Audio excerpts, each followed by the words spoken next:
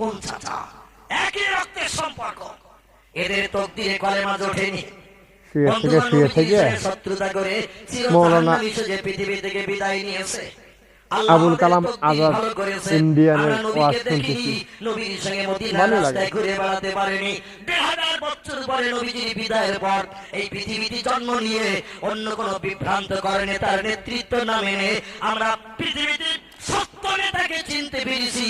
এজন্য আমরা সৌভাগ্যবান না দুর্ভাগ্যবান? সৌভাগ্যবান। আমরা প্রকৃত নেতাকে চিনতে পেরেছি। পৃথিবীতে কত মানুষ, কেউ রামকৃষ্ণ পরমহংসদেব, কেউ বুদ্ধদেব, কেউ চৈতন্যদেব, কেউ গুরু নানক, কেউ মহাবীর, কেউ আচার্য কেশবচন্দ্র সেন, কেউ যীশু খ্রিস্ট, কেউ বালক ব্রহ্মচারী। আবার এক নতুন নেতার আবির্ভাব হয়েছে, নাম হলো তার বাবা রামদেব। কি নাম বললেন? ব্যানার পোস্টার এখন হাতিসরা করে ডাকতেছে, এইসব কোনো সমস্যা নাই।